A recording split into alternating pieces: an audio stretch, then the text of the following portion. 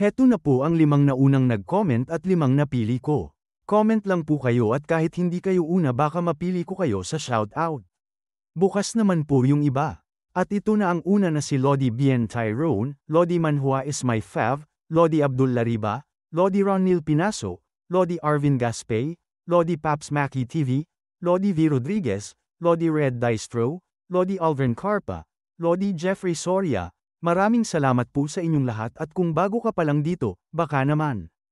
Ika-120 kabanata, sa pagpapatuloy. Tumingin ito ng may madilim na ekspresyon ng mukhang sinabing na mukhang dumaan lang ang taong hinahanap ko. Masaya ako, dahil magkikita na rin kami sa lalong madaling panahon. Napahawi ito ng buhok na naiisip ito, na sinabi sa isip na nakikilala ko yun. Ang tinig na narinig ko lang kanina. Tiyak na yon ang boses ng creepy na hayop na sumilip sa aking lihim. Dagdag pa niya habang may naiinis na mukhang napatikom ng kamao na sinabi pa sa isip na oo. Kung siya ang taong gumagawa ng gulo pagkatapos pa simpleng pumapasok sa dormitoryo ng mga babae, sigurado akong madali siyang mahahanap kung sumali siya sa paligsahan. Dahil siya ay manyakes na mahilig sa atensyon ng mga babae, hindi ko iniisip na palalampasin niya ang pagkakataong sumali sa paligsahan. Nagpapalabas ito ng enerhiya sa inis habang sinasabi sa isip na ang tarantadong yun. Hanggang hindi kita mahuli at maparusahan, hugasan mong maayos ang leeg mo at hintayin mo ako. Nagkatinginan naman ang dalawa na may pagtataka. Sinabi ni Ryu habang naglalakad na napahawak sa leeg na akala ko may espesyal na pagkain sa paligsahan. Medyo nadismaya ako, pero tito, bakit mo kami dinadala sa ganitong palihim na lugar? Habang may hawak sa kamay si Tito Jiang itinuro siya nito, na sinabi ni Hyorong kay Ryo na mukhang hindi niya masagot ang tanong na yon dahil nililinis niya ang bibig niya, pero gusto niyang sabihin na lahat ito ay kinakailangan, kaya sundan na lang natin siya. Tumugon ito na ganoon ba? Sinabi naman ni Moyong Wei na kung hindi naman ito mahalaga o may tamang dahilan, gusto kong maghanda na para sa ikalawang round ng paligsahan. Napalingon si Ryo sa kanya na sinabi na narinig ko na magsisimula ang ikalawang round sa loob ng 4 na araw, bakit ka maghahanda na? Sigurado akong lumala ang balikat mo pagkatapos magpanggap na maayos. Napatingin sila dito na sinabi ni Junho na nako, sobra mo palang pinwersa ang sarili mo. Siguro mas mabuti, pang bumalik na at magpahinga. Na sinabi naman ni Tito Jiang na may taengay na toothpick na oo, hindi niya kailangang sundan ako mula pa sa simula. At hindi rin siya makakatulong kahit papaano. Na sinabi rin ni Hyorong na ito sigurong isang bagay na kaya nating gawin kahit wala si Huey. Napahinga naman si Ryo na sinabi niya na sige, ano naman ang magagawa natin sa isang pasyente? Na sinabi ni Tito Jiang habang nakatingin sa kanila si Moyong Wei na dahil ba ito sa kanyang personalidad. Ito ay isang makatarungang laban. Pero kailangan ng tapang at kakayahang maging flexible para malampasan ang matinding panganib at kaguluhan. Para sa kaibigan na yon, medyo mahirap ito. Na sinabi ni Moyong Wei na hindi ako tumatakas sa hamon. Sasali rin ako, sinabi ni Tito Jiang sa kanya habang makikita ang demohang ito na maganda. Sa tingin ko, perpekto ang lugar na ito para makagawa ng plano ng comfortable at hindi nag-aalala na baka malik ang impormasyon. Kaya ngayon, lahat, mag-focus kayo ng mabuti. Tahimik na nakatingin si Moyong Huey sa ibaba. At pagkatapos sinabi niya na ano ito, na napasabi naman si Ryu na Nilatag ni Tito Jiang ang malaking papel na sinabi na ito ang flower of the tournament, at kasabay nito ang mapa ng estratehiya na makapaghahanda sa inyo para sa pinakamatinding labanan. Napasabi naman si Ryu na 3 King Tournament. Palabas ba ito o laro ng tsansa? Nakangiting sinabi ni Tito Jiang na oo. Sigurado akong hindi ninyo alam ito.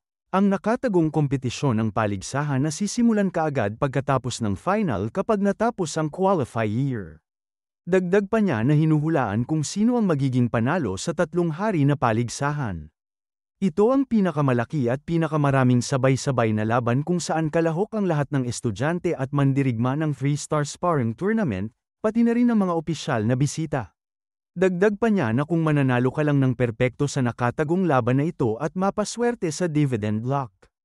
Malulunod tayo sa pera. Kumikinang na sinabi ni Hyorong na narinig ko nga tungkol sa opisyal na pastahan sa paligsahan. Kaya pala yun ang tinatawag na tournament show. Nagulat naman si Junho na sinabi niya na hindi ba yun pagsusugal? Pinapayagan ba yun ng paaralan? Napaturo sa itaas si Tito Jang na sinabi niya na siyempre. Kasi, ang tamang pangalan para sa tournament show na ito ay Three Kings Show, Tournament Charity Contest para sa mas maliwanag na kinabukasan ng Kanghoy. 30% ng bayad na babayaran ng mga kalahok ay i-donate sa paaralan at sa pamunuan. Napasabi si Moyong Wee na kung hindi ito pagsusugal at may ganitong mabuting layunin, masaya akong sasali. Napahawak si Ryu sa kanyang baba na masayang sinabi na maganda. Pero bakit natin kailangang magtipon sa ganitong palihim na lugar? Sa tingin ko, madali lang ito kung ilalagay ko na lang ang sarili kong pangalan bilang panalong kandidato. Napatak lang sinabi sa kanya ni Tito Jang na sa tingin mo ba sapat na ang hulaan lang ang huling panalo? Hindi ka dapat maghula lang sa huling mananalo kundi pati na rin kung sino ang aabot sa championship at ang mga mananalo bago yun. At saka lang, makakakuha tayo ng napakaraming pera. Ipinaliwanag pa sa kanya ni Tito Jang na sinabi na magkakaroon ng kabuuang 270 na kalahok sa paligsahan na ito. Ang mga kalahok ay hahatiin sa 4 na grupo at dadaan sa qualifier, finals, at saka sa championship. Karamihan sa kanila, na 128 ang sasali sa Sword King Battle para gunitain ang mga nagawa at mga aral ng Sword King. Dahil karamihan sa mga lalaking kalahok na gumagamit ng espada ay sumasali sa Sword King Battle. Ito ang may pinakamaraming kalahok at ang pinakamatindi. Dagdag pa niya na nakatingin kay Moyong Wee na ikaw ang sasali sa paligsahan na ito mula sa atin. At 46 ang sasali sa Sword Queen Battle para gunitain ang Sword Queen, lahat ng kalahok ay babaeng estudyante. Narinig ko na pati ang mga babaeng estudyanteng hindi gumagamit ng espada ay sumasali rin dito. At 52 ang sasali sa Dao Saint Battle para gunitain ang Saber Saint. Lahat ng kalahok ay lalaking estudyante. Sa totoo lang, mayroong balitang ang nag-iisang apo na babae ng Dao Saint ay sasali, pero hindi siya sasali sa pagkakataong ito. Bukod pa rito, mahirap tukuyin kung alin sa 3 hari ang kinabibilangan nito, pero 64 na kalahok na nagnanais gunitain ang makapangyarihang mga bayani, kasama ang 3 hari. Ang sasali sa Holy War Battle. Bukod sa mga estudyanteng gumagamit ng espada at saber, ang mga kalahok na gumagamit ng ibang martial arts ay si Ryu yon mula sa atin. Napasabi si Ryu pero yung natalo sa akin ay gumagamit ng espada. Bakit ang mahina niyang katawan ang nakagambala sa sound technique ko imbes na sumali sa Sword King Battle? Napatingin sa kanya ang mga ito na sinabi ni Hyorong nakangiti na ano sa tingin mo ang dahilan. Napasalubong naman ang kilay ni Tito Jang na sinabi niya na oo nga. Ano sa tingin mo? Kung iisipin mo na kabilang siya sa Guardian Group, sa palagay ko makakakuha ka ng sagot. Na napasabi naman si Junho na siguro dahil kay Ryu yon. Sinabi pa ni Tito Jang na sa totoo lang, may mga gumagamit ng espada o saber na minamaliit ang iba pang martial arts, kaya sumasali sila para manalo, pero sa pagkakataong ito, marami sa kanila ang sumali sa Holy War Battle para talunin ka kahit hindi nila specialty ang kanilang martial arts. Napakamot si Ryu sa pisnging tumingala na sinabi niya na feud ba natin sabihin ako ang nagtaas ng antas ng Holy War Battle? Tumawa si Hyorong na sinabi na maaari kong sabihin na talagang pinasaya mo ito ng husto. Anyway, Jang Hong, ituloy mo. Napailing si Tito Jang ng ulo na napahingang sinabi na anyway, pagkatapos makumpleto ng mga kalahok ang 3 laban ayon sa kanilang schedule sa qualifier, depende sa kanilang grado, 16 ang mapipili at sasali sa finals. Tumingin ito sa kanila na sinabi pa na. At ang unang araw ng final ay, ito ang nag-iisang araw na pwede kang mag-apply sa tournament show.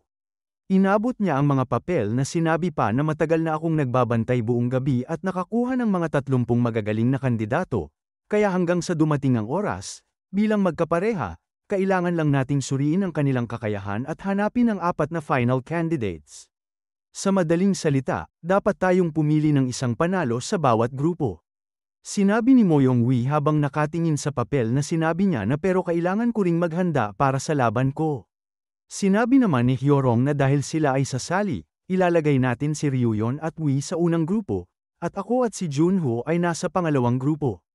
Pero dapat ba talagang hulaan natin ang 4 na taong yon? Sinabi sa kanila ni Tito Jang na pakinggan mo ng mabuti. Sa tuwing makakakuha ka ng isang panalo sa bawat grupo, makakakuha ka ng 20 puntos.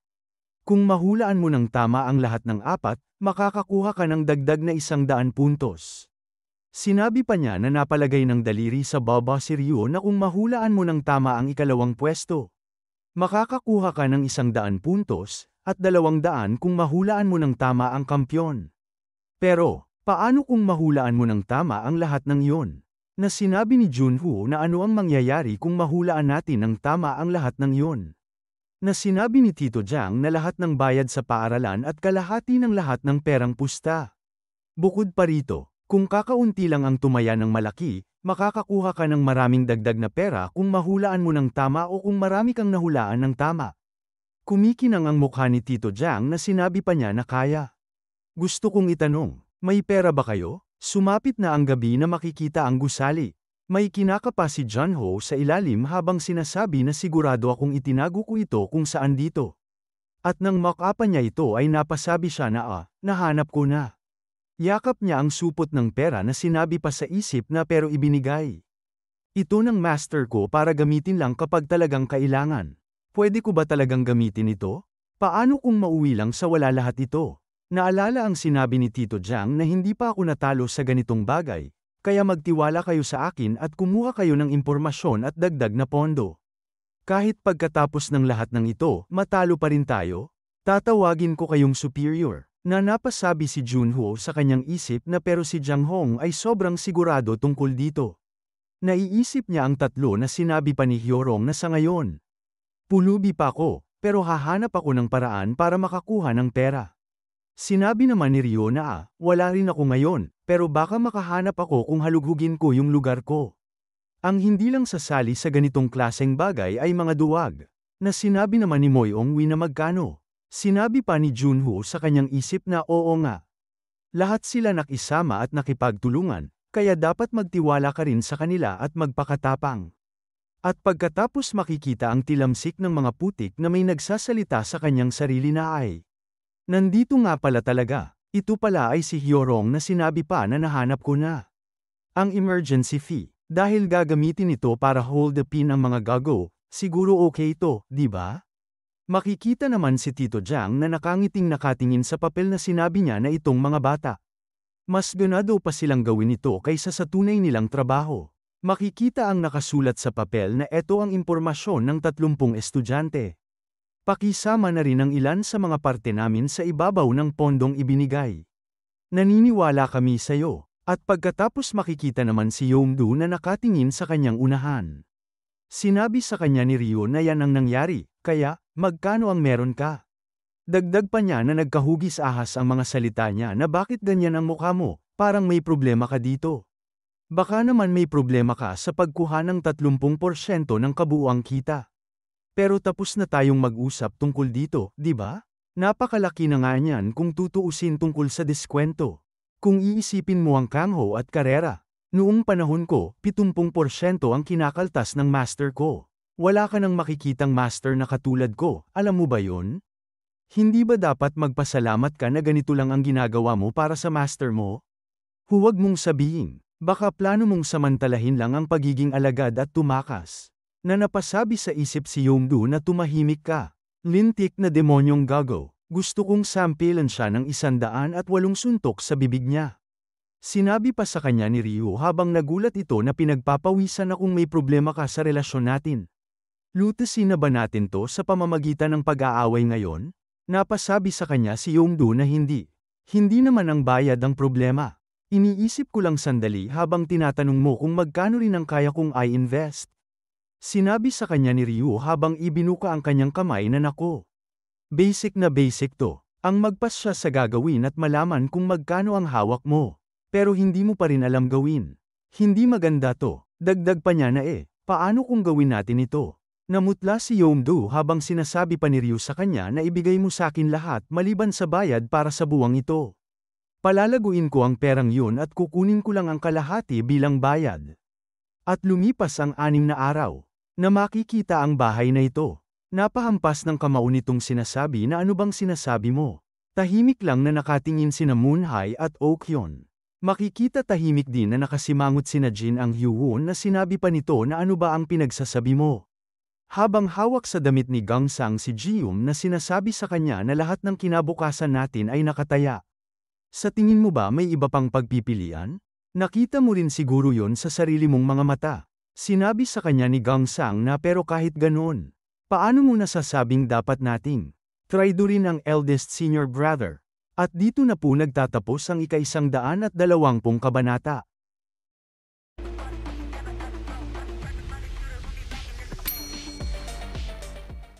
Ika-101 kabanata. Sa pagpapatuloy, napatayo naman si Nohak na sinabi niya na hindi, Kayo ba alam niyo ba ang lasa ng swerte, mga gago?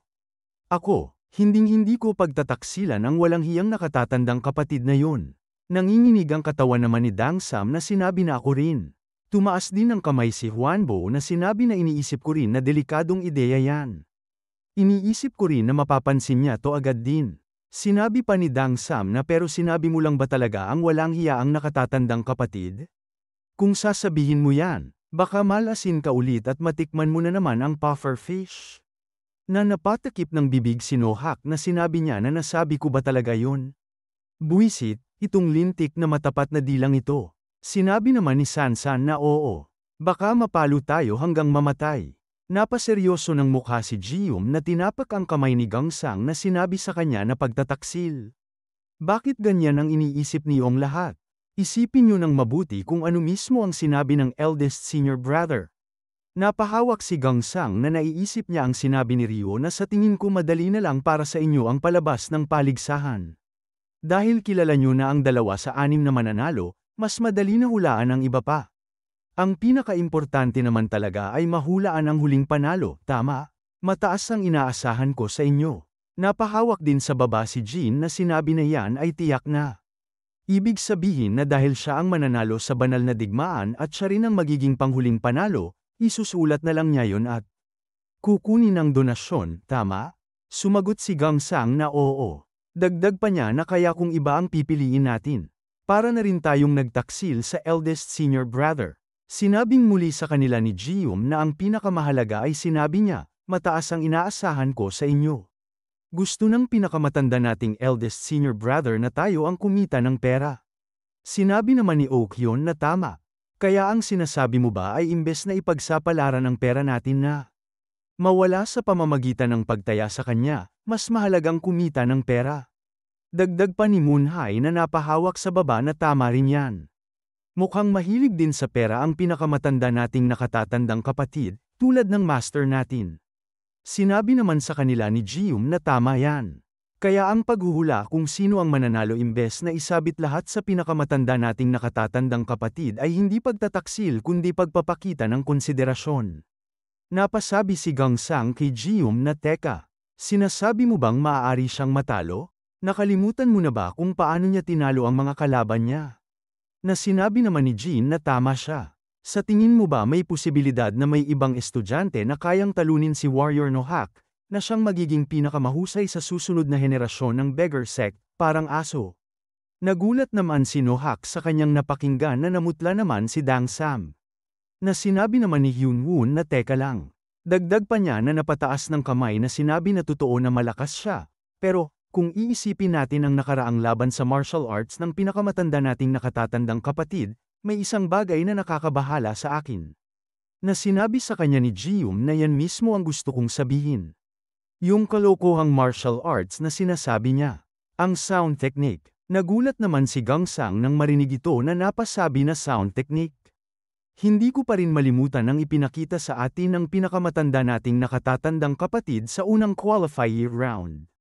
Na napasabi si Jin na pinagpapawisan na oo nga, malinaw at maganda naman talaga ang tunog.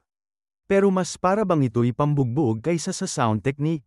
Dagdag pa ni Sansan na napangiwi ng mukha na sinabi niya na bakit? Hindi ba yung ikalawang qualifier na nangyari makalipas ang 2 araw ay medyo kahawig na ng sound technique? Na sinabi rin ni Huangbo na hindi pa ako nakarinig ng ganoong kahindi pangkaraniwang musika. At naalala nila noong ikalawang qualifier, na si Ryo ay makikita na gumamit ng instrumento. Inatake siya ng kanyang kalaban ng humahabang espada. Mabilis siyang tumakbo habang tumutugtog ng kanyang gamit na instrumento. Na sinabi pa ni Oh Hyun habang hinampes ni Ryu ng kanyang instrumento ang kadena na ito ay naputol na totoo na may musika noon, pero hindi ba mas kahawig yun ng swordsmanship at hindi sound technique? Dahil naging parang espada ang instrumento. Dagdag pa ni Moonhye na kung ganyan din lang ang loika niya, dapat tawagin na lang yun na stabang technique dahil yun ang huling kritikal na atake. Napasabi si Nohak na may panginginig ng katawan na anuman ang martial art na yon. Ang instrumentong yon ay isang sumpang kakila-kilabot na sandata. Napahawak sa bibig si Dang Sam na sinabi niya na tama. Lalo na noong ikatlong qualifier na napanood natin ngayon. Naalala niya ito na sinabi pa na ang tunog na yon ang pinakakakaiba. Iyon ay isang maselan at masayang melodya ng ginto at pilak na bahagyang pinapalo ng sipa. Napahawak sa ulo si Nohak na sinabi niya na nakakalungkot na nga na mabugbog ng ganun. Kung ako ang binubugbog ng sumpang sandatang yun at may ganung musika pa sa likod. Baka nawala na ako sa ayos ng ki dahil sa sobrang kahihiyan. Napatikom ng kamao si Sansan na sinabi niya na baka iyon ang dahilan kung bakit ayaw niyang sumuko sa sound technique. Para mapabagsak niya ang bawat piraso ng kaluluwa ng kanyang mga kalaban dahil sa kahihiyan. Napatingin sa kanya si Gangsan na sinabi niya na hindi ko iniisip na yun ang dahilan. Sinabi niya habang naiisip si Ryo na ayon sa sinabi ng pinakamatanda nating nakatatandang kapatid na hindi mo ba iniisip na ang isang taong kasing lakas ko ay dapat magustuhan ang ganoong magandang panlasa kahit habang nasa laban? Hindi mahalaga ang labanan. Pero syempre hindi ibig sabihin noon na matatalo ako kailanman.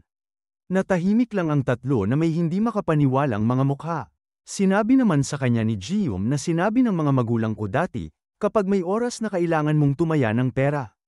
Tumaya kang parang nakataya ang buhay mo.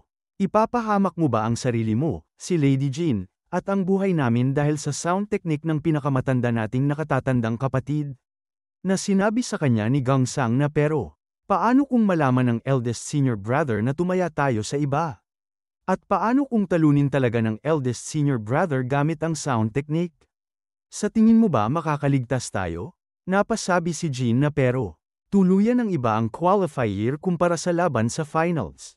Dagdag pa rito, sa banal na digmaang ito, sasali sina John Oakji ng 8 Flying Swords, at siya mula sa Sakhyendang family, at Wei Jiqian ang Wind Sword Dragon. Napasabi si Dang Sam na kahit tanggalin natin ang 8 Flying Sword sa laban, kung makaharap niya si Monchon Hyungnim bago pa man niya maabot ang Wind Sword Dragon. Napatingin sa kanya si Moonhye na sinabi na Elder Brother. Bakit mo tinatawag na Elder Brother ang ganoong demonyong tao? Isa siyang gago na gagamit ng lason kahit nakikipaglaban siya sa isang Buddha. Napahampas si Nohak sa lamesa na sinigaw niya na tigilan niyo na ang kalokohan. Dahil naranasan kong mabugbog noon, alam ko yan. Sino mang lalapit sa kanya, tiyak na mananalo ang taong yun. Ipupusta ko ang palso ko dito. Tumingin sa kanya si Jium na sinabi niya na nirespeto ko ang opinyon mo, pero sa kasamaang palad, pera ang kailangan nating ipusta. Na napasabi si Hyunwon na oo, kaya pakiusap, kumalma ka muna. Pulubi ka. Napahawak sa baba si Hyunwon na sinabi niya na anyway. Ang sound technique na yon ay talagang nakakakainis sa akin, pero mayroon pa rin tayong impormasyon na wala ang iba tungkol sa kakayahan at personalidad ng eldest senior brother. Mayroon bang sino man dito na sa tingin ay matatalo siya sa banal na digmaan? Napahaawi ng buhok si Moonhye na sinabi niya na oo, medyo nag-aalala ako dahil sa buwisit na Monchon na yun, pero dahil baliw na demonyo ang eldest senior brother, sa tingin ko hindi siya mapapatay ng lason. Sinabi naman ni Huangbo, na ito'y chismis lang, pero may kwento na natalo na raw noon si Wind Sword Dragon ng eldest senior brother. Sinabi naman ni Gangsang na dahil ang eldest senior brother ang pinakamahusay na alagad ng master na yun, sigurado akong hindi siya matatalo sa isang tulad niyan. Napasabi si Hyunwon na kaya lahat tayo sang-ayon na ang mananalo sa banal na digmaan ay ang eldest senior brother. Ngayon, hulaan na natin ang mga mananalo sa ibang grupo. At, ilagay na natin ang pinakamatanda nating nakatatandang kapatid sa unang listahan. At pag-isipan natin kung sino ang ilalagay sa pangalawang listahan. Napasabi naman si Gangsang na unang listahan at pangalawang listahan. Dagdag pa ni Jium na yan ba ang ibig mong sabihin? Sinasabi mo ba na dapat tayong gumawa ng nakatagong pagpipilian? Na sinabing muli ni Hyunwon na oo. Pagkatapos tukuyin ang ratio ng kabuuang pastahan natin, Ang una ay isusumite ng opisyal para makita ng pinakamatanda nating nakatatandang kapatid, at saka natin isusumite ng lihim ang pangalawa. Napatingin sila kay Huangbo nang sabihin pa ni Yuwon na naandito sa atin si Jingang o tinatawag kong si Huangbo. Na nagtataka naman siya, at pagkatapos makikita ang mga ito na may nagsasalita na ngayon. Pumila na kung ipapasa nyo na. Dagdag pa nito na magkakaroon ng 16 na mandirigma na makakapasok sa semifinal sa bawat grupo, at kabuuang 64. Makikita ang kanilang numero, ay lista ang hula nyo sa board ng naaayon. Sinabi naman ni Jinsu na si Sister Yeon ay numero 21. Mayroon pa bang maglalagay ng pangalan ko bilang mananalo ng Sword Queen? Hehe, mas maganda sana kung sumali ka rin. Tumugon sa kanya si Doc Go na yan ay makakapagod lang sa aking nakababatang kapatid. Congratulations sa pagpasok sa semifinals, pero mas mahirap na ngayon, kaya mag-ingat kayo. Ipinakita nito ang papel sa kanya na masayang sinabi pa na susubukan ko. Pero hindi ba darating si Sister Yeon para sumali sa palabas ng paligsahan? Napahinga si Doc Go na tumugon sa kanya na syempre. Sa tingin mo ba darating siya sa ganoong mataong lugar? Sa tingin ko mas maingay ang paligsahan ngayon kaysa dati. At pagkatapos mula naman sa pilahan makikita si Jium na sinabi niya na hey. Si Changwon ay numero 7, di ba? Ang unang dalawang pwesto ay para sa final champion at unang runner-up. At sinabi ng nasa likuran nito na hoy, hindi mo ba tinangkang sumingit sa pila? Na sinabi ng tagatala na sino ito na nakikita ko? Sinabi sa kanya ni Jium na magaling ang trabaho mo. Marami rin ang kalahok dito. Ano ang nagtulak sa iyo na mag-volunteer? Tumawa ito habang tinitingnan ang loob ng sabri na sinabi sa kanya na nasa probation tayo kaya dapat kumilos tayo ng maayos. Dagdag pa niya na anyway, wow, isang cheat. Talagang tagapagmana ng Golden Firm. Nagtataka ito nang makita niya ang nasa loob ng sabri na sinabi na ang halaga nga ay talagang malaki. Baka, naglagay ka ba ng maling numero para sa final winner? Napasilip ang isa na sinabi na oo. Pati ang numero 57 ay si Biryuyon. Seonhyun ay numero 7. At Mo Yung-wi ay numero 5. Gusto mo ba ng isa pang papel? Sumagot sa kanya si Jium na hindi, tama na yun. Sinabi sa kanya nitong may gulat na syempre, nakakatakot din ang junior ko, pero hindi siya ganon. Ang ibig kong sabihin, sa kahit na, hindi mo siya gaanong kilala, pero sigurado ka bang ipapusta mo ng ganito kalaki?